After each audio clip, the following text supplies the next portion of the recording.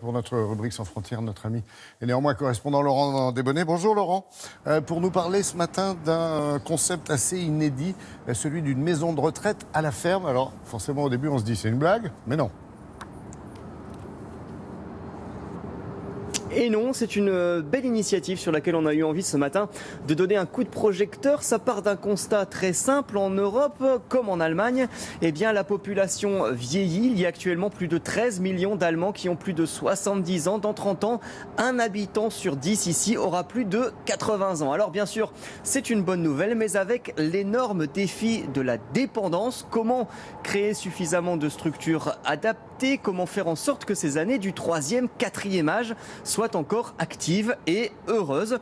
Eh bien, du côté de Cologne, on a, semble-t-il, trouvé une solution qui fonctionne très bien. Une maison de retraite médicalisée, située, oui, dans une ferme. Vous allez le voir, ça donne lieu à des situations très réjouissantes. C'est un reportage préparé avec Brice Boussoir et Julien Méchaussy. Les alpagas doivent être promenés tous les jours. Ces animaux, cousins des lamas, font donc le tour du village avec les pensionnaires d'une maison de retraite aux petits soins. Certains les accueillent même dans leur chambre. Ça, c'est Amélie. Et lui, il est en forme. Ça égaye le quotidien. Une maison de retraite à la ferme. 15 personnes âgées dépendantes vivent ici. Et chacun a sa mission.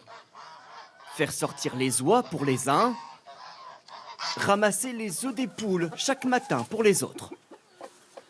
Ou encore faire la cuisine. Maria Ronner prépare le dessert, ravie d'avoir encore ici des activités, des responsabilités. J'ai 89 ans et à mon âge, on peut avoir facilement un AVC ou si on tombe, il n'y a personne pour nous aider. Ici, je continue à vivre normalement et je sais qu'il ne m'arrivera rien de grave. Un encadrement médical, mais ici rien d'austère ni de monotone. À la ferme, les activités ne manquent pas et varient en fonction des saisons. Selon les aides-soignants, cela aide les résidents à rester en forme. On travaille de manière très flexible. Si par exemple un résident est de mauvaise humeur, on peut lui dire « Ok, aujourd'hui, on va faire autre chose ». Cette résidence privée reçoit des subventions de l'assurance maladie allemande.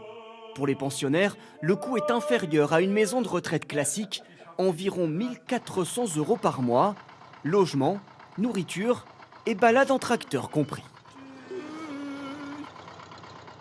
Ah, ça, la balade en tracteur, j'achète. Laurent, les Allemands ont d'autres bonnes idées comme celle-ci ? Oui, il y aura bientôt ici une maison de retraite sur l'eau conçue par une société allemande comme un bateau de croisière avec tout le divertissement mais aussi une mini-clinique qui naviguera donc sur toutes les mers du monde, de quoi accueillir jusqu'à 350 résidents privilégiés qui devront débourser environ 3 000 € par mois. Et puis il y a aussi une tendance déjà bien installée ici mais qui s'accentue d'année en année, des maisons de retraite allemandes situées en Pologne. Évidemment, c'est lié au coût du travail qui est moins cher là-bas. On parle déjà beaucoup ici en Allemagne d'exilés du 3e âge. Merci Laurent. Une maison de retraite sur l'eau à Cologne, ça, fallait le faire quand même. Merci beaucoup et bonne journée.